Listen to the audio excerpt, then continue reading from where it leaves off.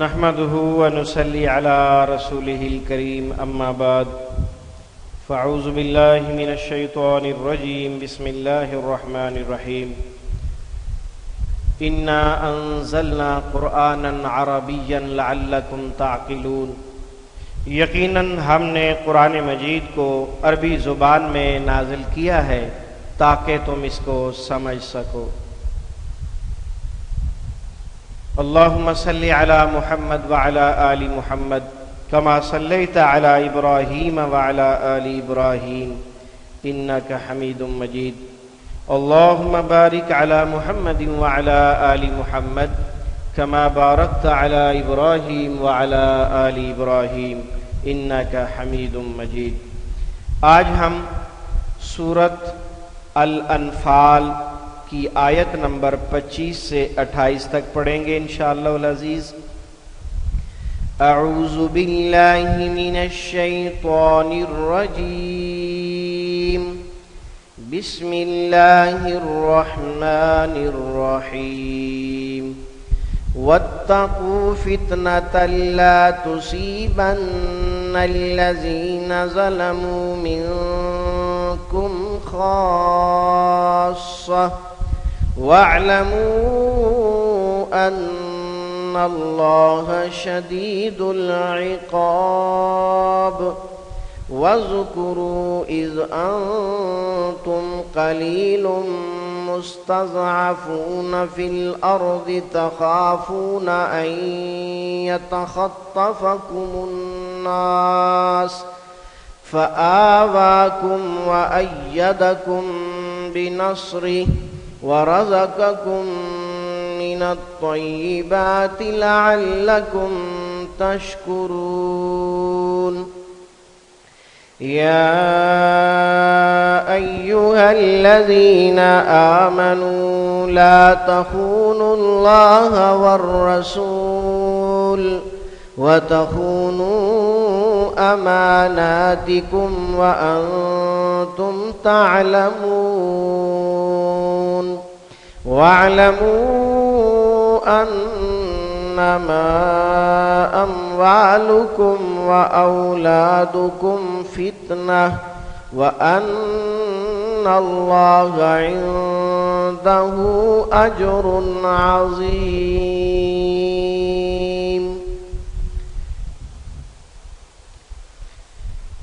سورۃ الانفال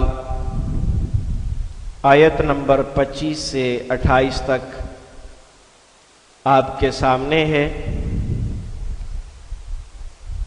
اس کا پس منظر الگ سے نہیں، گزشتہ آیات سے متعلقہ ہے۔ اللہ رب العزت مسلمانوں کی تربیت کرتے ہوئے انہیں بہت ساری باتیں سمجھا رہے ہیں۔ ان میں سے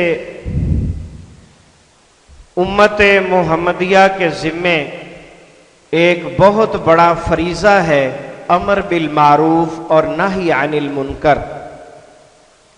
اس فریضے کی یاد دہانی دلاتے ہوئے اللہ سبحانہ و تعالی نے اس آیت نمبر 25 کے اندر بہت بڑی بات ارشاد فرمائی ہے کہ اگر تم امر بالمعروف اور نہی عن المنکر کے فریضے کو انجام نہیں دو گے تو پھر یہ خیال چھوڑ دو کہ جب عذاب آئے گا تو تم بچ جاؤ گے۔ جو لوگ برائی سے نہیں روکتے، جب عذاب آتا ہے تو وہ بھی برابر گرفتار ہوتے ہیں۔ اور اس بات کی نبی علیہ الصلاۃ والسلام نے باقاعدہ مثال بھی دی ہے۔ فرمایا ایک بہت بڑا جہاز ہو، اس جہاز میں سب سفر کر رہے ہوں۔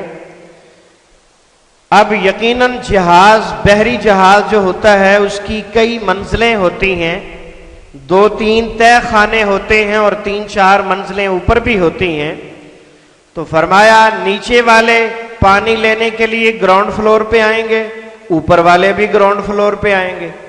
اب اگر نیچے والے اور اوپر والے یہ سمجھیں کہ ہم گراؤنڈ فلور والوں کو تنگ کرتے ہیں پانی لینے کے لیے، تو ایسا کرتے ہیں جہاز کی بالکل تہ خانے میں جو سب سے نیچے جگہ ہے وہاں سے ایک سوراخ کرتے ہیں، پانی پانی ہو جائے گا۔ انہوں نے سوراخ کرنے کا سوچا اور سوراخ کرنا شروع کر دیا۔ اب جب دوسروں کو پتا چلا کہ جہاز میں سوراخ کیا جا رہا ہے تو فرمایا اگر وہ روک لیں گے انہیں، خود بھی بچ جائیں گے اور باقی لوگوں کو بھی بچا لیں گے، اور اگر وہ ان کا ہاتھ نہیں پکڑتے، انہیں وہ نہیں روکتے، تو نتیجہ کیا ہوگا؟ جب پانی جہاز میں بھرے گا تو جنہوں نے نہیں روکا وہ بچ جائیں گے؟ ممکن ہی نہیں ہے، بلکہ سب سے پہلے وہ خود غرق ہوں گے، بعد میں اوپر والوں کی باری آئے گی۔ تو یہ مثال دی ہے نبی اکرم صلی اللہ علیہ وسلم نے، فرمایا من رأى منکم منکرا فلیغیرہ بیدی، جب تم کسی برائی کو دیکھو تو سب سے پہلا حق اور ذمہ داری مسلمان کی یہ ہے کہ اگر وہ طاقت رکھتا ہے، صاحب اختیار ہے، تو اسے اپنے ہاتھ سے اس برائی کو روکنا چاہیے، اپنی طاقت کو استعمال کرنا چاہیے، اپنے اختیارات کو استعمال کرنا چاہیے۔ اور اگر وہ ایسا نہیں کر سکتا، صاحب اختیار نہیں ہے، اس کے پاس طاقت نہیں ہے، تو وہ شخص من رأى منکم منکرا فلیغیرہ بیدی فإن لم یستطع فبلسانہ، اگر ہاتھ سے روکنے کی طاقت نہیں تو پھر زبان سے روکے۔ زبان سے تو منع کر سکتا ہے، زبان سے منع کرنے کی تو اجازت ہے، اتنی طاقت تو ہر ایک کے اندر ہوتی ہے، لیکن بعض اوقات ایسا بھی ہوتا ہے کہ اگر زبان کھولی تو جان جاتی رہے گی، ایسا ہوتا ہے۔ ایسے ظالم جابر قسم کے لوگ بھی دنیا میں ہوتے ہیں کہ ان کے سامنے اگر آپ کچھ بول دیں تو جان جاتی رہتی ہے۔ تو ایسے حالات میں اگر کوئی شخص بولتا ہے اور اپنا فریضہ ادا کرتا ہے تو اگر اسے شہید کر دیا گیا تو یقیناً وہ شہید ہوگا، کیونکہ یہ ایک بہت بڑا فریضہ ہے۔ اور اگر وہ سمجھتا ہے کہ یہاں خاموش رہنا بہتر ہے اور میں باقی اپنے معاملات درست کر لوں تو تب بھی شریعت کی طرف سے اجازت ہے، لیکن فرمایا کہ جب تم زبان سے بھی کسی کی اصلاح نہ کر سکو تو پھر فبقلبی، تو پھر دل کے اندر کم از کم برا ضرور جانو، اس بات پر راضی مت رہو کہ یہ جو کر رہے ہیں ٹھیک کر رہے ہیں، نہیں، یہ غلط کر رہے ہیں، اور دل میں کڑھن اور پریشانی، صدمہ، دکھ، افسوس موجود ہو اور آدمی دل سے اس کام کو برا جان رہا ہو تو پھر وَذَلِكَ أَضْعَفُ الْإِيمَانِ، یہ ایمان کا سب سے کمزور درجہ ہے کہ آپ دل سے تو برا جان سکتے ہیں، کم از کم آپ ان کی برائی کا ساتھ تو نہیں دے رہے، مخالفت کر رہے ہیں، بھلے دل سے کر رہے ہیں۔ تو اس لیے اس فریضہ کی طرف اللہ رب العزت ہمیں توجہ دلا رہے ہیں، خصوصاً صحابہ کرام کو اس فریضہ کی طرف توجہ دلائی، اور اس کے مصداق آج ہم بھی ہیں اور تا قیامت آنے والے افراد اس بات میں شامل رہیں گے۔ اللہ فرماتے ہیں بچ جاؤ اس فتنے سے جو صرف ظالم لوگوں کو نہیں پہنچتا، بلکہ جو لوگ برائی سے نہیں روکتے وہ بھی اس کی لپیٹ میں آ جاتے ہیں، اور جان لو ان اللہ شدید العقاب، اللہ رب العزت سخت سزا دینے والے ہیں۔ بہت سارے لوگ صرف اس بات پر خوش رہتے ہیں کہ وہ رحمت للعالمین ہے، وہ رحمان ہے، وہ رحیم ہے، اس لیے وہ سب کو معاف کر دے گا۔ یہ بہت سارے لوگ اس خوش فہمی میں مبتلا رہتے ہیں۔ تو اللہ رب العزت نے جہاں اپنی رحمت کا ذکر کیا ہے وہاں اپنے عذاب کا بھی ذکر کیا ہے، اور یہ یاد رکھ لیں، یہ آپ کے سامنے ہے کہ اللہ رب العزت واضح طور پر کہہ رہے ہیں کہ اللہ سخت ترین سزا دینے والا ہے۔ اور اسی طرح کی ایک اور آیت آپ کو اسی کی تشریح میں سنائے دیتا ہوں، نبّئ عبادی انی انا الغفور الرحیم، اے میرے پیغمبر محبوب مصطفیٰ صلی اللہ علیہ وآلہ وسلم، نبّئ عبادی، میرے بندوں کو بتا دو، انی انا الغفور الرحیم، کہ اس بات میں کسی قسم کا کوئی شک نہیں کہ میں یقیناً بہت زیادہ معاف کرنے والا ہوں۔ وَأَنَّ عَذَابِي هُوَ الْعَذَابُ الْأَلِيمُ، اور میری رحمت کے ساتھ ساتھ یہ بات بھی یاد رکھیں، أَنَّ عَذَابِي هُوَ الْعَذَابُ الْأَلِيمُ، کہ میرا عذاب بھی دردناک عذاب ہے۔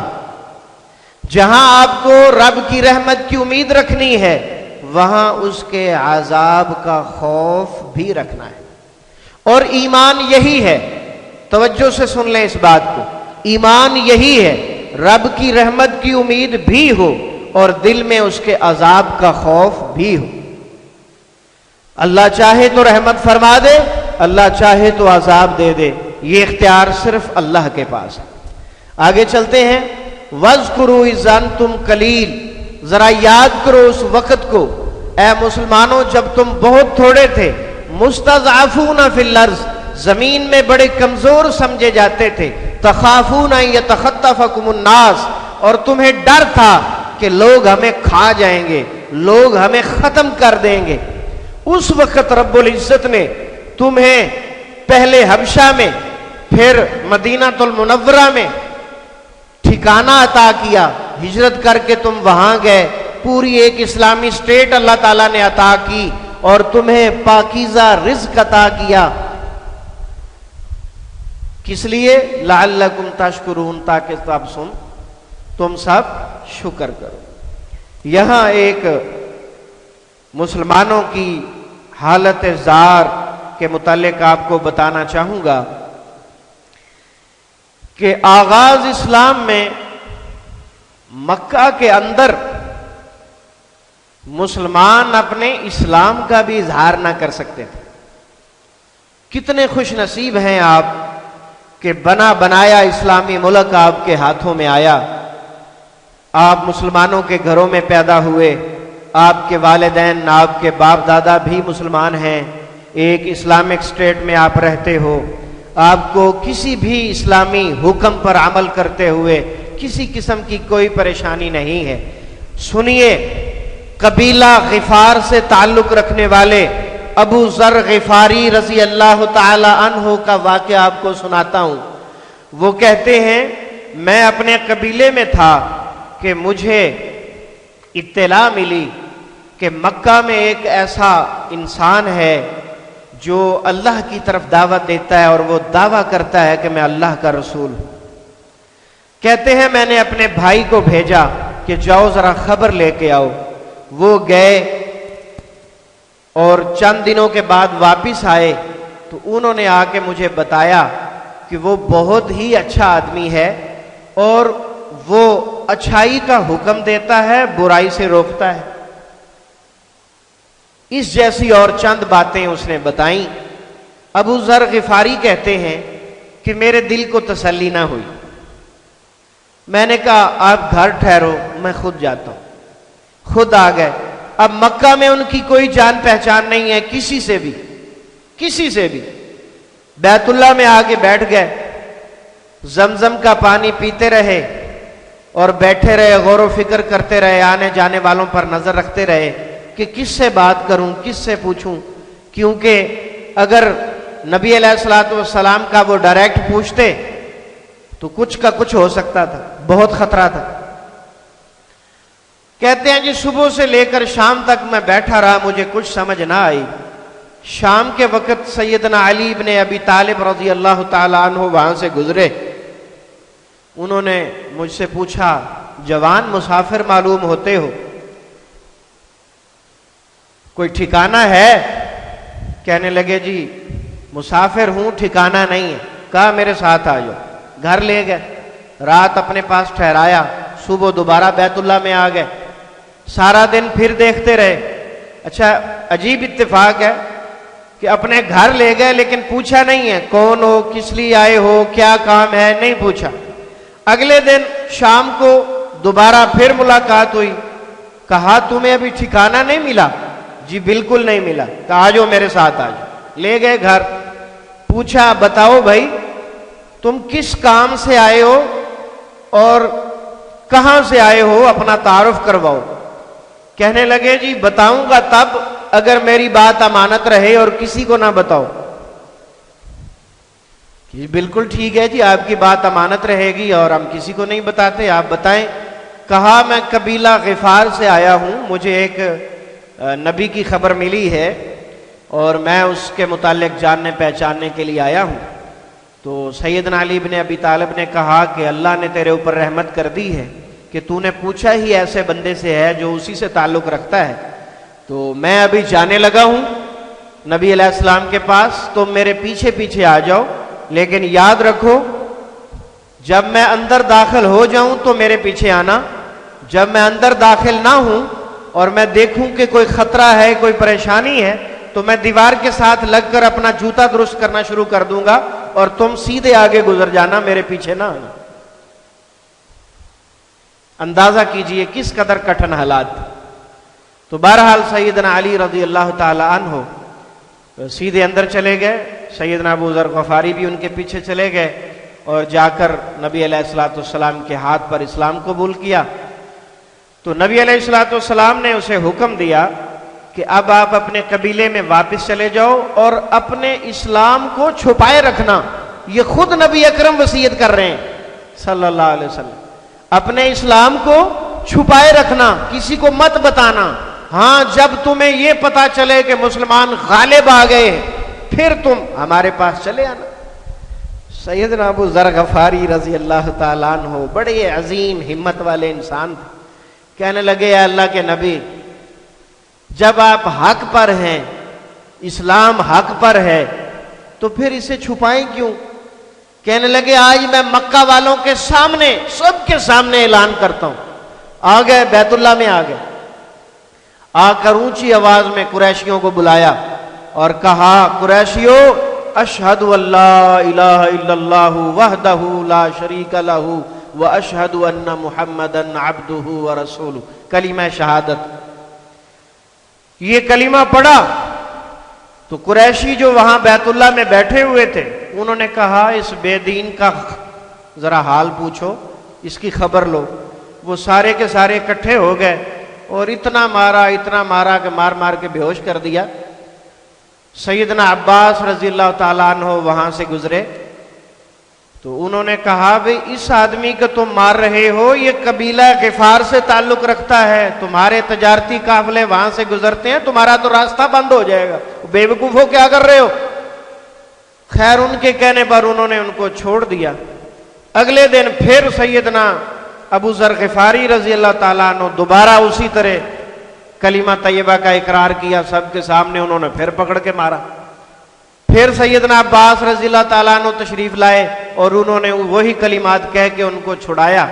تو یہ حالت اور کیفیت تھی کہ بندہ اپنے ایمان اور اسلام کا اظہار بھی نہیں کر سکتا، اور وہ لوگ جو بھی مسلمان ہوتا تھا وہ کہتے تھے ہم ابراہیمی ہیں اور تم بے دین ہو، الٹا وہ یہ کہتے تھے ہم ابراہیمی ہیں اور تم بے دین ہو۔ اس وجہ سے وہ لوگ ظلم و تشدد کرتے تھے کہ تم نے ماں باپ کے دین کو چھوڑ دیا ہے۔ تو یہی وہ چیزیں ہیں جن کا ذکر اللہ تعالیٰ فرما رہے ہیں وَاذْكُرُوا إِذْ أَنْتُمْ قَلِيلٌ، ذرا یاد کرو اس وقت کو جب تم بہت تھوڑے تھے، مستضعفون، اپنے آپ کو تم بھی کمزور سمجھتے تھے اور تجھے دوسرے لوگ بھی کمزور سمجھتے تھے، تمہاری معاشرے میں کوئی حیثیت نہیں تھی۔ اللہ رب العزت نے مدینہ المنورہ کی شکل میں ایک اسلامی اسٹیٹ اور حکومت تمہیں عطا کی اور تمہیں مال غنیمت جیسا پاکیزہ رزق عطا کیا، اور رب العزت نے اپنی رحمتوں کی برکھا تم پر برسائی۔ اس کے بعد رب العزت آیت نمبر 27 کے اندر دوبارہ تربیتی انداز میں ارشاد فرماتے ہیں کہ اللہ اور اس کے رسول کی خیانت مت کرو۔ کیا مطلب؟ ایمان والو لا تخون اللہ والرسول، اے ایمان والو اللہ اور اس کے رسول کی خیانت مت کرو۔ کیا مطلب؟ اللہ تعالیٰ جو حکم دیتے ہیں اس کو کما حقہ ہو بہو ویسے ہی اس پر ایمان لاؤ اور ویسے ہی جیسے حکم ہے ویسے ہی اس پر عمل کرو۔ اپنی طرف سے کوئی کیل کال، حجت، ہیلے بہانے، ٹال مٹول، جان چھڑانے والی بات نہیں کرنی۔ اگر تم ایسا کرو گے تو سمجھ لو کہ تم اللہ اور اس کے رسول کے ساتھ خیانت کر رہے ہو۔ اور اسی طرح اللہ رب العزت نے مزید تھوڑا سا اس سے جو ہے مزید آگے بڑھ کر ارشاد فرمایا وَتَخُونُوا أَمَانَاتِكُمْ وَأَنْتُمْ تَعْلَمُونَ، اللہ اور اس کے رسول کے معاملات میں تو آپ نے دیانتداری سے چلنا ہی چلنا ہے، آپس کے معاملات انسانوں کے ساتھ جو تمہارے لین دین اور معاملات ہوتے ہیں ان میں بھی تم نے بڑا خیال رکھنا ہے اور امانتوں کے اندر خیانت نہیں کرنی۔ اس حوالے سے نبی اکرم صلی اللہ علیہ وآلہ وسلم ارشاد فرماتے ہیں الا لا دین لمن لا امانت لہ ولا الا لا ایمان لمن لا امانت لہ ولا دین لمن لا عہد لہ، جو شخص امانت کا خیال نہیں رکھتا اور اس میں خیانت کر لیتا ہے اس کا ایمان ہی نہیں ہے۔ جو امانت میں خیانت کرتا ہے اس کا ایمان ہی ثابت نہیں ہوتا، اس کا اسلام ہی ثابت نہیں ہوتا۔ ولا دین لمن لا عہد لہ، اور اس شخص کا دین ہی نہیں جو وعدے کی پاسداری نہیں کرتا، جو معاہدہ کرتا ہے اس وعدے کی معاہدے کی عہد کی پاسداری نہیں کرتا، وعدہ توڑ دیتا ہے، معاہدہ توڑ دیتا ہے، تو اس شخص کا ایمان نہیں ہے۔ یہ ملتے جلتے الفاظ ہیں، ایک ہی بات ہے کہ جو شخص امانت میں خیانت کرے یا وعدے کو توڑ ڈالے، دونوں شخص ایسے ہیں کہ ان کا ایمان اسلام ثابت نہیں ہوتا۔ تو ایمان اور اسلام دین اسلام کے اندر بہت بڑی چیز ہے۔ اس کے بعد آیت نمبر 28 کے اندر اللہ رب العزت نے ایک اور بہت بڑی بات کا ذکر فرمایا ہے، اور وہ بات ہے ہمارے مال و دولت کے متعلق اور ہماری اولاد کے متعلق۔ اللہ رب العزت فرماتے ہیں وَاعْلَمُوا أَنَّمَا أَمْوَالُكُمْ وَأَوْلَادُكُمْ فِتْنَةٌ، انسانوں اس بات کو اچھی طرح سمجھ لو کہ تمہارے مال بھی فتنہ ہے، آزمائش ہے۔ اگر آپ کے پاس مال زیادہ ہے تب بھی آزمائش ہے، اگر مال کم ہے تب بھی آزمائش ہے، اور اسی طرح اگر اولاد ہے تب بھی آزمائش ہے، اولاد نہیں ہے تب بھی آزمائش ہے، اور یہ بہت سارے معاملات ہوتے ہیں۔ اس سے ملتی جلتی آیات ہم انشاءاللہ سبق کے آخر میں پڑھیں گے۔ تو اب ہم چلتے ہیں اصل سبق کی طرف۔ مصباح القرآن میں ترجمہ قرآن کے دو اسلوب ہیں۔ پہلا اسلوب ترجمہ قرآن بذریعہ علامات وَاتَّقُوا فِتْنَةً لَا تُصِيبَنَّ الَّذِينَ ظَلَمُوا، وَاتَّقُوا میں واو کا معنی اور آپ اچھی طریقے سے جانتے ہیں، اتقوا تقوی سے نکلا، اور آخر میں جو واو الف علامت ہے یہ واو الف واو نون اور یا نون کے گروپ میں سے جمع مذکر کی علامت ہے، اور اتقوا کے شروع میں جو حمزہ ہے یہ حکم کا مفہوم پیدا کرنے والا حمزہ ہے۔ وَاتَّقُوا اور تم سب ڈرو، وَاتَّقُوا اور تم سب ڈرو، فِتْنَةً اس فتنے سے جو لا تصیبن ہرگز نہیں پہنچے گا، الذین ان لوگوں کو جن ظلموا سب نے ظلم کیا۔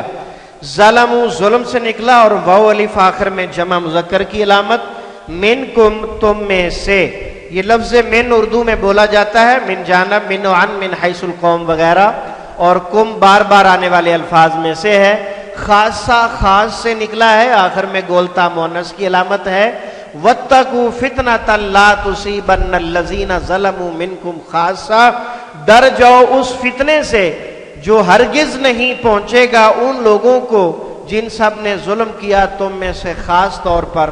اس کا واضح طور پر مطلب اس طرح ہوگا کہ جب برائی پھیل رہی ہوگی، ظالم لوگ ظلم ڈھا رہے ہوں گے اور ظلم و تشدد کا بازار گرم ہوگا، تو جو لوگ انہیں منع نہیں کریں گے، ان کا ہاتھ نہیں پکڑیں گے، برائی سے نہیں روکیں گے، وہ مت سمجھیں کہ ہم عذاب سے بچ جائیں گے، اور جو عذاب آئے گا وہ خاص طور پر ظالموں تک آئے گا۔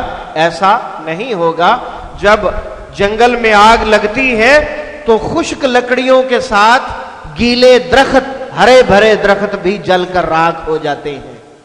دیکھا ہے کبھی جب آگ لگتی ہے تو ہر چیز پگھل جاتی ہے، ہر چیز پگھل جاتی ہے، کوئی چیز آگ کے سامنے ٹھہرتی نہیں ہے، اور اللہ کا عذاب آگ کا عذاب ہے۔ آگے چلیں جی. وَعْلَمُوا اور تم سب جان لو. وَعْلَمُوا میں جو حمزہ آپ کو نظر آ رہا ہے شروع میں، یہ بھی فعل کے اندر حکم کا مفہوم پیدا کرنے والا ہے.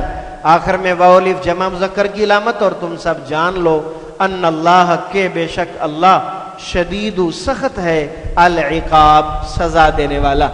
اللہ تعالیٰ سزا دینے میں بہت سخت ہے. وَاذْكُرُوا اور تم سب یاد کرو. اذکرو کے شروع میں بھی حمزہ حکم والا مفہوم دے رہا ہے. باقی لفظ ذکر، اذکار، تذکرہ، مذاکرہ، مذکورہ بالا وغیرہ. وَاذْكُرُوا تم سب یاد کرو. اذ انتم جب تم سب، اذ اور انتم دونوں بار بار آنے والے الفاظ میں سے ہے. قلیل بہت تھوڑے تھے، قلیل بہت تھوڑے تھے. مستضعفون تم سب کمزور سمجھے جاتے تھے. الف سین تا طلب کا مفہوم کہ تم لوگ خود بھی اپنے آپ کو کمزور سمجھتے تھے اور لوگ بھی تمہیں کمزور سمجھتے تھے. فی الارض زمین میں کمزور سمجھے جاتے تھے زمین میں. تخافون یہ لفظ خوف سے نکلا.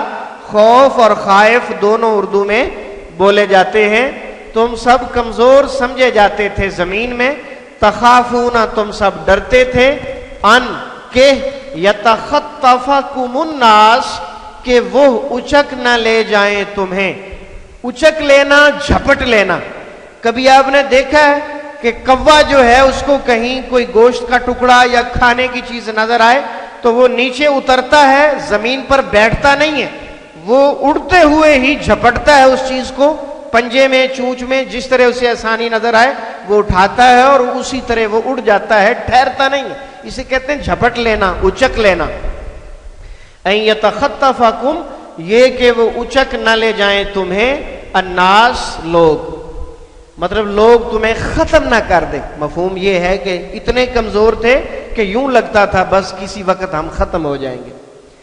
فآواکم تو اس اللہ نے تمہیں جگہ دی. آوا مل جاؤ مأوا، مل جاؤ مأوا ٹھکانہ اردو میں بولا جاتا ہے. اس نے تمہیں جگہ دی، مدینہ میں اسلامی حکومت عطا کی. وَأَيَّدَكُمْ اور اس نے قوت دی تمہیں. ایدہ تائید، تائید اردو میں بولا جاتا ہے. ہاں جی. ایدکم اس نے مدد دی، قوت دی تمہیں. بنصرہ اپنی مدد کے ساتھ. ورزقکم اور اس نے رزق دیا تمہیں. من الطیبات پاکیزہ چیزوں سے. طیب پاکیزہ حلال مال کو کہتے ہیں. مال غنیمت مراد. اس نے تمہیں مال غنیمت سے پاکیزہ چیزوں سے رزق دیا. لعلکم تاکہ تم تشکرون تم سب شکر کرو. تا یا تا حمزہ نون میں سے اور واو نون جمع کی علامت. باقی لفظ کیا بچے گا؟ شکر. باقی کیا بچے گا؟ شکر، شاکر، مشکور. اظہار تشکر اردو میں بولا جاتا ہے. یا ایھا الذین آمنوا اے وہ لوگو جو سب ایمان لائے ہو، یا مختصر طور پر اے ایمان والو. لا تخونوا مت تم سب خیانت کرو. لا کے بعد جب فعل کے آخر میں واو الف آئے تو اس کا معنی اردو میں سختی سے کام سے منع کرنا ہوتا ہے. اردو میں ترجمہ کرتے ہوئے لفظ مت کا استعمال کرتے ہیں. لا تخونوا مت تم سب خیانت کرو اللہ کی والرسول اور رسول کی. یعنی انہوں نے جو تمہیں احکامات دیے ہیں ان کو ہو بہو ویسے ہی ان پر عمل کرنا ہے اور اپنی مرضی سے کوئی ہیلے بہانے بنا کر ٹال مٹول کر کے حکم کو تبدیل نہیں کرنا. اور اگر ایسا کرو گے تو یہ اللہ اور اس کے رسول کے حکم میں خیانت ہوگی. وَتَخُونُوا اور نہ تم سب خیانت کرو. یہ جو واو ہے تخونو سے پہلے یہ رابطہ پچھلے تخونو سے کروا رہی ہے. تو یہ بات جیسے وہاں لا تخونو ہے یہاں بھی لا تخونو سمجھا جائے گا. یہ عربی زبان کا خاص انداز ہے اور یہ قرآن پاک میں کئی مقامات پر اس طرح استعمال ہوتا ہے کہ جس طرح اوپر نہ کا ترجمہ ہو رہا ہے یہاں بھی کریں گے. لا تخونو تم سب مت خیانت کرو اللہ اور اس کے رسول کی، اور مت تم سب خیانت کرو اپنی امانتوں، اور مت خیانت کرو تم سب اپنی امانتوں. وَتَخُونُوا نہ تم سب خیانت کرو اماناتکم اپنی امانتوں میں، کم کا ترجمہ یہاں پر اپنی ہو رہا ہے، وَأَنْتُمْ اس حال میں کہ تم تعلمون تم سب جانتے ہو، یعنی تمہیں علم بھی ہو کہ میں خیانت کر رہا ہوں اور اس کے باوجود تم ایسا کام کرو تو یہ کام مناسب نہیں ہے۔ وَاعْلَمُوا تم سب جان لو، انما در حقیقت اموالکم تمہارے مال، اموال جمع ہے مالن کے، اموال کس کی جمع ہے؟ مالن کی جمع ہے اموال۔ جان لو کہ یقیناً یا در حقیقت یا بلا شبہ بے شک تمہارے مال و اولادکم اور تمہاری اولاد فتنۃ ایک آزمائش ہیں۔ آخر میں تنوین عموم کا معنی دے رہی ہے، اس لیے اس کے ترجمے میں ایک کا اضافہ کیا گیا ہے۔ تم سب جان لو کہ بے شک تمہارے مال تمہاری اولاد ایک آزمائش ہے۔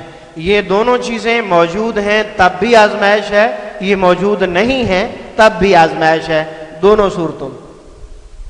وَاعْلَمُوا وَأَنَّ اللَّهَ اور بے شک اللہ تعالی عندہ اس کے پاس اجر اجر ہے عظیم بہت بڑا، اس کے پاس اجر ہے بہت بڑا۔ اب ہم دوسرے اسلوب کی طرف آتے ہیں، تفہیم قرآن بذریعہ اردو زبان۔ اس طریقہ کار میں 65% الفاظ ڈائریکٹ یا انڈائریکٹ اردو میں بولے جاتے ہیں اور 20% بار بار آنے والے ہیں اور 15% نئے الفاظ ہیں جنہیں ہم نے یاد رکھنا ہے۔ آئیے دیکھتے ہیں۔ آپ اگر غور فرمائیں تو سب سے پہلا جو حرف ہے وہ واو ہے، اور پہلے ہم واو کو الگ الگ پڑھا کرتے تھے، اور آج آپ کو نظر آ رہا ہوگا کہ واو پر بیک وقت 10 دائرے لگے ہوئے ہیں۔ یہ واو 10 مرتبہ آئی ہے۔ ہم نے غور کیا کہ 10 مرتبہ 10 سلائیڈیں اس کی چلائیں گے تو 10 منٹ لگ جائیں گے، تو ہم نے کہا کہ بھی اس کا وقت بچانے کا طریقہ یہی ہے کہ ایک دفعہ ہی اس کو اکٹھے بتا دیا جائے، تو اب دوبارہ جب بھی واو آئے گی ہم اس کا ذکر نہیں کریں گے۔ اسی طرح اور بھی الفاظ جو رپیٹ ہوں گے ان کو بھی توجہ سے دیکھیے گا۔ واو، واو شان و شوکت، عفو و درگزر، مال و دولت، قول و اقرار وغیرہ۔ واتقوا، واو جو ہے آپ پڑھ چکے، اور اتقوا تقوی سے نکلا، تقوی اور متقی اردو میں عام بولا جاتا ہے۔ فتنہ کا لفظ 2 مرتبہ استعمال ہوا۔ فتنہ ڈائریکٹ ہماری زبان میں بھی بولا جاتا ہے۔ فتنہ و فساد، فتنوں کی آماج گاہ، یعنی ایسی جگہ جہاں سے فتنے پھوٹتے ہیں۔ لا جو ہے یہ بھی 2 مرتبہ استعمال ہوا ہے۔ لا اردو میں بولا جاتا ہے کیسے؟ لا تعداد، لا جواب، لا علم، لا محدود۔ تصیبنا 1 مرتبہ استعمال ہوا، اور اس کا لفظی معنی پہنچنا ہوتا ہے، اور ہماری زبان میں لفظ بولا جاتا ہے مصیبت۔ مصیبت جو ہے اس کا معنی بھی پہنچنا ہی ہوتا ہے۔ مصیبت یعنی وہ تکلیف پریشانی پہنچ گئی۔ مصیبت کا معنی کیا ہے کہ مصیبت یعنی پریشانی پہنچ گئی۔ مصائب، یہ مصیبت کی جمع ہے مصائب۔ الذین بھی 2 مرتبہ آیا، اور یہ 20% الفاظ سے تعلق رکھتا ہے۔ تقریباً قرآن مجید میں 1000 سے زائد مرتبہ استعمال ہوا ہے۔ الذین وہ لوگ، جو جنہوں نے، یہ سب اسی کے ترجمے ہوتے ہیں۔ ظلموا یہ ظلم سے نکلا، ظلم ظالم اور مظلوم۔ منکم اور آگے ہے من، دونوں اردو میں بولے جاتے ہیں۔ کیسے بولیں گے؟ من جانب، من عن، من حیث القوم اور من جملہ وغیرہ۔ خاصہ خاص سے نکلا، اور وَعْلَمُوا میں اعلموا اور نیچے تعلمون اور پھر وَعْلَمُوا، 3 لفظ ایک ہی روٹ سے تعلق رکھتے ہیں۔ ہاں جی، علم، عالم، معلوم اور تعلیمات۔ انا 2 مرتبہ استعمال ہوا، ایک آخری لائن میں اور ایک پہلی لائن میں۔ انا تاکید کے لیے آتا ہے، ترجمہ بے شک، بلا شبہ وغیرہ کیا جاتا ہے۔ ہاں جی، لفظ اللہ ہمارے خالق اور مالک کا اصلی نام آج کے سبق میں 3 مرتبہ استعمال ہوا ہے۔ اللہ الہ العالمین، الوہیت، توحید الوہیت، اور بھی الفاظ اردو میں بولے جاتے ہیں۔ شدید 1 مرتبہ استعمال ہوا، شدید شدت، اشد اشد ضرورت، العقاب عقوبت خانہ، عاقبت نا اندیش، عاقبت نا اندیش، عقوبت خانہ سزا خانے کو کہتے ہیں، العقاب سزا والا۔ وَاذْكُرُوا ذکر سے نکلا، ذکر، اذکار، تذکرہ، مذکورہ، مذاکرہ، مذکورہ بالا وغیرہ۔ ہاں جی، اس بار بار آنے والوں میں سے ہے جب اس کا ترجمہ ہے، اور انتم بھی بار بار آنے والے 20% سے ہے، اس کا ترجمہ تم ہوتا ہے۔ قلیل، قلیل ڈائریکٹ بولا جاتا ہے، قلیل مدت، قلت و کثرت۔ مستضعفون، اگر میم شروع میں علامت ہے اسے بھی نکال دیں، سین تا بھی علامت ہے، واو نون بھی علامت ہے، تو پیچھے بچے گا ضعف۔ کیا بچے گا؟ ضعف۔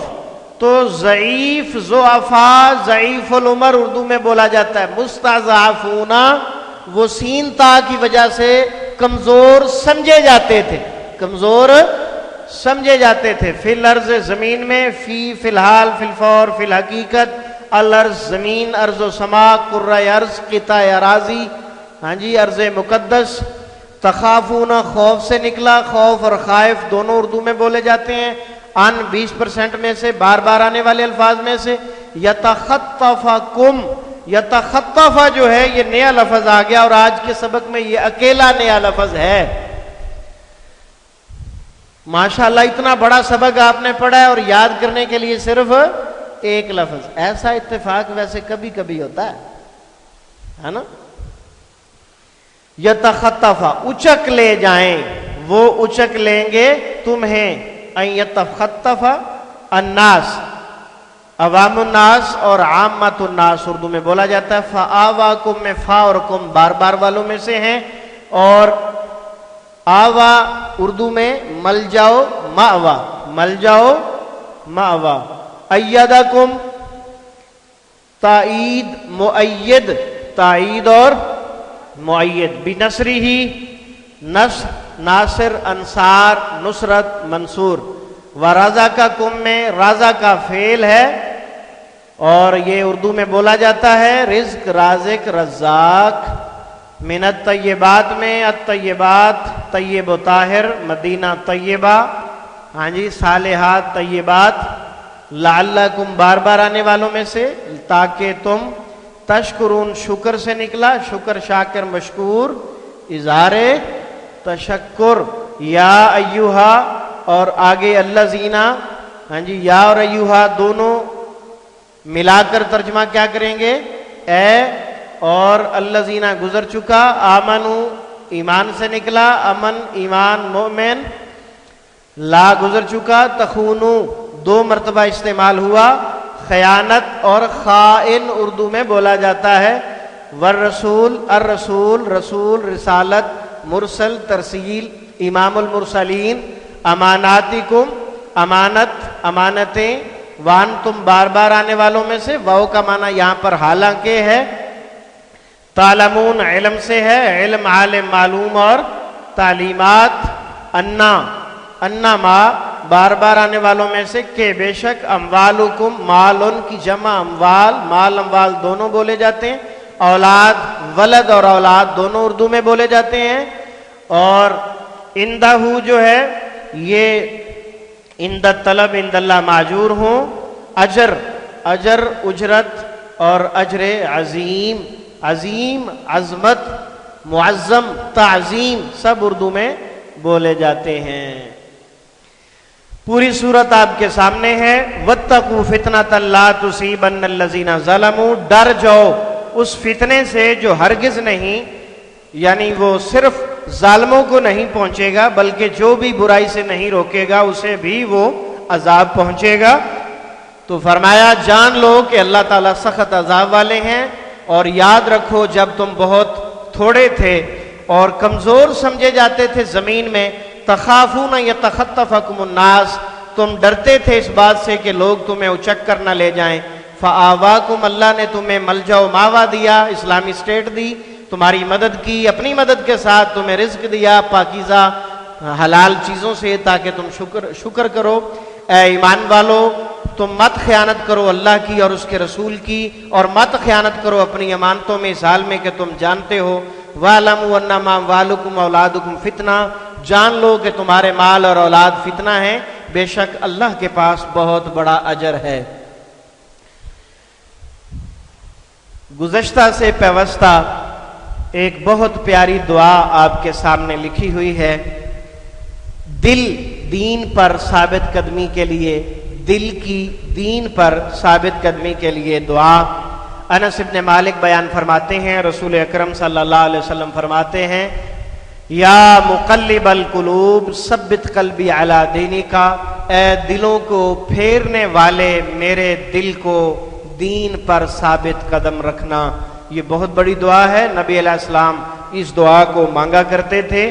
جب آپ نے یہ دعا صحابہ کرام کو سکھائی تو انہوں نے کہا، اے اللہ کے رسول صلی اللہ علیہ وسلم، اتخاف علینا وقد آمنا بک وبما جئت بہ، اللہ کے نبی آپ ہمارے متعلق ڈرتے ہیں کہ ہم دین سے پھر جائیں گے، حالانکہ ہم آپ پر بھی ایمان لائے اور جو دین آپ لے کر آئے، قرآن ہے، حدیث ہے، ہم سب پر ایمان لائے ہیں اور عمل بھی کر رہے ہیں، آپ پھر بھی ڈرتے ہیں کہ ہم دین سے ہٹ سکتے ہیں؟ تو نبی علیہ السلام نے فرمایا، ان القلوب بید اللہ، دل اللہ کے ہاتھ میں ہے، دل اللہ کے ہاتھ میں ہے، یقلبھا، الٹا پلٹا دیتا ہے۔ اللہ سے ثابت قدمی مانگتے رہنے چاہیے، اللہ تعالیٰ سمجھ عطا فرمائے۔ رسول صلی اللہ علیہ وسلم کا فرمان شرعی حجت ہے اور واجب الاتباع ہے۔ یہ جتنی آیات ہم نے اس سے پیچھے پڑھی ہیں یا آج پڑھی ہیں، ان تمام آیات کا ملجا و ماوا، مخرج و ماخذ ایک ہے، اور وہ ہے رسول اکرم صلی اللہ علیہ وآلہ وسلم کی اطاعت، فرما برداری، آپ کے حکم کو ماننا۔ آپ کے سامنے یہ جو حدیث لکھی ہوئی ہے یہ مکمل نہیں ہے، آدھی حدیث اگلی سلائیڈ پر ہے، ساری انشاءاللہ آپ کو پڑھاتے ہیں۔ یہ بڑی عجیب حدیث ہے، یہ عبداللہ بن عمر رضی اللہ تعالیٰ عنہ اس حدیث کے راوی ہیں۔ وہ کہتے ہیں کہ اللہ تعالیٰ نے لعنت کی ہے، اللہ تعالیٰ نے لعنت کی ہے، الواشمات والمستوشمات والمتنمسات والمتفلجات للحسن المغیرات خلق اللہ۔ کہتے ہیں کہ لعنت ہے، اللہ کی لعنت ہے سرما گودنے اور گدوانے والیاں۔ یہ بات عورتوں سے متعلقہ ہے، ماتھے کے اوپر تھوڑا سا چھوٹا سا نشان لگا کے کسی چیز سے، سوئی وغیرہ سے یا اس قسم کی کسی چیز سے نشان بنا کر اس میں سرما بھر دیتے ہیں، اور ایسا خوبصورتی کے لیے کیا جاتا ہے۔ یہ عورتوں سے متعلقہ بات ہے، ماتھے کے اوپر کوئی نشان زخم چھوٹا سا کر کے اس میں سرما بھر دیا جاتا ہے۔ تو اس کام سے اللہ تعالیٰ نے منع کیا، کرنے والا اور کروانے والی دونوں پر لعنت ہے، سرما گودنے والا اور گدوانے والی دونوں پر لعنت ہے۔ والمتنمسات، پلکنگ، تھریڈنگ، یہ بھی عورتوں سے متعلقہ بات ہے۔ اس میں عورتیں اپنے آنکھوں کے اوپر والی جو بھویں ہوتی ہیں، ان کو، جن کو آپ پلکیں کہتے ہیں، انہیں ان کے بال نوچتی ہیں اور اپنے ان بالوں کو ایک باریک سی لائن بنا لیتی ہیں۔ اس سے یقیناً حسن میں اضافہ ہوتا ہے، لیکن یہ عمل ملعون ہے، اللہ کی اور اس کے رسول کی لعنت ہے۔ پلکنگ، تھریڈنگ، چہرے کے بال اکھاڑنا، किसी भी जगह से सख्ती से मना है, और ये काम करने वाला करवाने वाला दोनों के ऊपर अल्लाह की और उसके रसूल की लानत है। वल मुतफल्लिजात, ये भी औरतों से ही मुतलका है। इसमें औरतें जो हैं वो ब्यूटी पार्लर पर जाकर अपने दांतों में फासला करवाती हैं। दांतों में फासला, ये भी खूबसूरती का एक अंदाज है, लेकिन इस अमल को अल्लाह और उसके रसूल ने अच्छा नहीं जाना। अल मुतफल्लिजात लिल हुस्ने अल मुगय्यरात खल्क़ अल्लाह, जो शख्स जो औरत इन 3 कामों में से कोई काम करे, प्लकिंग, थ्रीडिंग, हाँ जी, सुरमा गोदना, गुदवाना और दांतों में फासला करना, वो इन तीनों कामों में से जो भी औरत ऐसा कर रही है, अल मुगय्यरात खल्क़ अल्लाह, उसने जो अल्लाह की बनाई हुई शक्ल है उसको तब्दील कर डाला है, और इस बात पर अल्लाह रब्बुल इज्जत सख्त नाराज होते हैं। इसलिए फरमाया लान अल्लाह, अल्लाह की लानत है। और ये हदीस आपके सामने है, हदीस फरमाने रसूल होता है, लेकिन अब्दुल्ला बिन उमर अल्लाह की तरफ निस्बत कर रहे हैं। इस बात को समझें जरा, ये देखें, फबालगा ज़ालिका इमराअतम मिन बनी असद, ये बात अब्दुल्ला बिन उमर की, ये बात कि अल्लाह ने लानत की है इन तीनों पर, ये बनी असद कबीले की एक औरत जिसका नाम उम्मे याकूब था, उसको पहुंची तो वो आ गई, सैयदना अब्दुल्ला बिन उमर के पास आ गई, आके कहने लगी, मुझे पहुंची है ये हदीस आपकी तरफ से कि आप औरतों पर ऐसे ऐसे लानत करते हैं और कहते हैं कि ये अल्लाह ने कहा है और उसके रसूल ने कहा है, और कहने लगी कि मैंने पूरे कुरान को पढ़ा है, मैंने पूरे कुरान को पढ़ा है, मुझे कुरान के अंदर इन 3 चीजों पर लानत नजर नहीं आई। अब अब्दुल्ला बिन उमर माशाल्लाह मुफ्ती आजम थे उस वक्त के, बहुत बड़ी इल्मी शख्सियत थी, और इनको मुत्तबे सुन्नत का लक़ब भी मिला हुआ है कि सबसे ज्यादा सुन्नतों की पैरवी करने वाला अब्दुल्ला बिन उमर हैं रज़ियल्लाहु ताला। तो वो जब इनके पास आई तो सैयदना अब्दुल्ला बिन उमर कहने लगे कि अगर तू कुरान की तिलावत करती तो तुझे ये बात मिल जाती। वो कहने लगी मैंने सारा तिलावत किया है, सारा पढ़ा है। कहने लगे नहीं, तूने अभी तिलावत नहीं की। कहते हैं मैं बताता हूं तुम्हें। फरमाया अमा क़राअती वमा आताकुम रसूल फखुज़ू वमा नहाकुम अन्हु फंतहू, सूरत अल हशर की आयत। क्या तूने ये आयत नहीं पढ़ी कि अल्लाह के रसूल जो आता करें उसे ले लो और जिससे मना कर दें उससे रुक जाओ? ये आयत नहीं पढ़ी तूने? कहने लगी जी ये तो मैंने पढ़ी। कहा कि अल्लाह के रसूल ने जब मना कर दिया तो अल्लाह ने भी मना कर दिया। ये हदीस रसूल है, हदीस रसूल है। तो जब अल्लाह के रसूल ने मना कर दिया तो अल्लाह ने भी मना कर दिया, और इस कुरान की इस आयत के मुताबिक अल्लाह के रसूल के मना करदा काम अल्लाह के भी मना करदा काम। तो ये थी सहाबा किराम रिज़वानुल्लाह अलैहिम अजमईन की समझ कुरान और हदीस के हवाले से, कि वो हदीस रसूल को भी कुरान का दर्जा देते थे, हदीस रसूल को भी कुरान का दर्जा देते थे। अच्छा जी, जब उसकी ये तसल्ली हो गई कि ये बात जब कुरान से भी साबित हो गई, हदीस से भी साबित हो गई, मसला तो साबित हो गया, तो अब उसने अगला अटैक कर दिया। कहने लगी आपकी बीवी करती है, आप हमें रोकते हो? हाँ जी, घर का बेती लंका ढाए, ये मौलवियां बेचारियां जड़ा ना घरों ही मार पैंदी। हाँ जी, मौलवी साहब लोगों को तो जो है वो बड़ी तबलीग करते हैं और उनके घर का हाल बड़ा पतला होता है। ये बड़ी कमी है। आखिर वो भी इंसान हैं, और अगर आम इंसान के साथ एक शैतान होता है तो मौलवियों और तालिब इल्मों के साथ 100 शैतान होते हैं। तो इनके गुमराह होने के चांसेस जो हैं वो बहुत ज्यादा होते हैं। शैतान ज्यादा मेहनत उलमा पर करता है। उलमा और तलबा जो कुरान समझते समझाते पढ़ते पढ़ाते हैं, इनके ऊपर शैतान बहुत ज्यादा मेहनत करता है। तो अगर किसी इंसान से, आलिम से, मौलवी से, हाफिज से, कारी से कोई गलती कमी कोताही आपको नजर आ जाए تو اس کی تشہیر نہیں کریں. یہ ایک شرعی مسئلہ ہے، جس کے متعلقہ بات ہوتی ہے اسی کو جا کر بتائیں، ادھر ادھر ان باتوں کو مشہور نہ کریں. حدیث کی طرف آتے ہیں تو اس نے کہا جی آپ کی بیوی ایسا کرتی ہے تو آپ ہمیں روک رہے ہیں.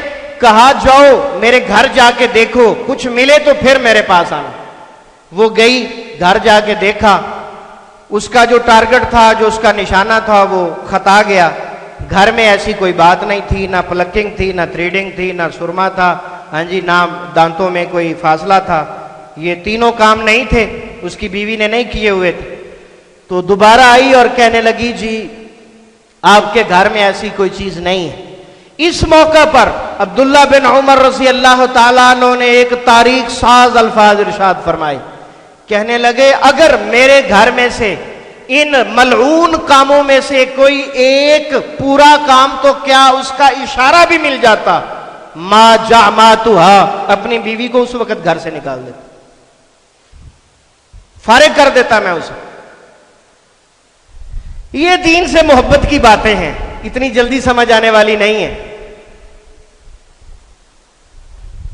ایک آیت پڑھتے ہیں، اس کے بعد انشاءاللہ سبق ختم ہوتا ہے.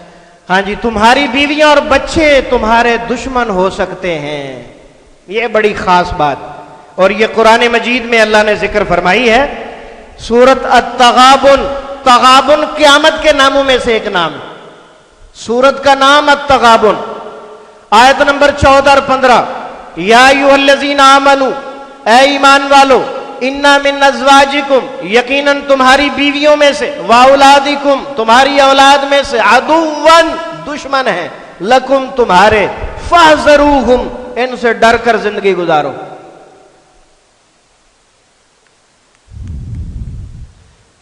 عورتوں کی بھی بڑی چالیں ہوتی ہیں اور بچوں کی بھی بڑی چالیں ہوتی ہیں. ہاں جی، ابا جان کو گھما کے رکھ دیتے ہیں، جھوٹ بول کر، دھوکہ کر کے، ناجائز خواہشات کا اظہار کر کے، اور بھی بہت سارے معاملات ہوتے ہیں. تو گویا کہ گھر کا جو سربراہ ہے، والد صاحب ہیں، انہیں آنکھیں کھول کر زندگی گزارنی ہوگی. بیوی کے معاملات پر بھی توجہ کرنی ہوگی اور بچوں کے معاملات پر بھی نگرانی کرنی ہوگی. وَإِن تَعْفُوا، اور اگر تم معاف کرو، وَتَصْفَحُوا، درگزر کرو، وَتَغْفِرُوا، اور بخش دو، فَإِنَّ اللَّهَ غَفُورٌ رَحِيمٌ، تو اللہ معاف کرنے والے ہیں، رحم کرنے والے ہیں. إِنَّمَا أَمْوَالُكُمْ وَأَوْلَادُكُمْ فِتْنَةٌ، تمہارے مال، تمہاری اولاد یہ آزمائش ہیں. وَاللَّهُ عِندَهُ أَجْرٌ عَظِيمٌ، اور اللہ تعالیٰ کے پاس بہت بڑا اجر ہے. فَاتَّقُوا اللَّهَ مَا اسْتَطَعْتُمْ، جتنی تمہارے اندر طاقت ہے اتنا زیادہ اللہ سے ڈرو. واسمعوا، اللہ کی بات کو سنو. واطیعوا، اللہ کی بات پر عمل کرو. وانفقوا، اور اللہ کی راہ میں خرچ کیا کرو. خیرا لانفسکم، یہ تمہارے لیے بہت بہتر ہے. آخری بات، یا ایھا الذین آمنوا، اے ایمان والو، لا تلہکم اموالکم واولادکم، تمہارے مال اور تمہاری اولاد تمہیں اللہ کے ذکر سے غافل نہ کر دیں. مال اور اولاد نماز سے روک دیتے ہیں، عبادت الہی سے روک دیتے ہیں، تلاوت سے روک دیتے ہیں، اور بہت سارے معاملات انسان کے ایسے ہوتے ہیں کہ انسان اللہ کی یاد سے غافل ہو جاتا ہے. فرمایا جو ایسا کرے گا وہ خسارہ پا گیا. فرمایا خرچ کرو جو ہم نے تمہیں رزق دیا اس سے پہلے کہ تم کو موت آئے، اور جب موت آ گئی تو پھر انسان کہتا ہے لولا اخرتنی الی اجل قریب، اے اللہ مجھے تھوڑی سی مہلت دے دیتے، فاصدق، میں ایمان لے آتا، واکن من الصالحین، میں ذرا نیک بن جاتا. ولن یؤخر اللہ نفسا، ہرگز نہیں اللہ تعالیٰ مہلت دیتے کسی جان کو جب اس کے مرنے کا وقت آ جائے. واللہ خبیر بما تعملون، اللہ تعالیٰ بہت خبردار ہیں تمہارے اعمال سے جو تم سر انجام دے رہے ہو. چونکہ آخر میں امانت کا ذکر تھا سورت الانفال کی آیت نمبر 28 کے اندر، تو اس حوالے سے یہ آخری بات آپ کے سامنے ہے. آیت المنافق ثلاث، منافق کی علامت ہے امانت میں خیانت کرنا. فرمایا جب منافق وہ ہوتا ہے جب بات کرتا ہے جھوٹ بولتا ہے، اور جب وعدہ کرتا ہے تو وعدہ خلافی کرتا ہے، اور جب امانت دی جائے تو اس کی خلاف ورزی کرتا ہے۔ فرمایا جس میں یہ چاروں صفتیں پائی جائیں وہ پکا منافق ہے، اور جس میں کوئی ایک پائی جائے اس میں علامت کی، اس کے اندر نفاق اور منافقت کی ایک علامت ہے، یہاں تک کہ اسے وہ چھوڑ دے۔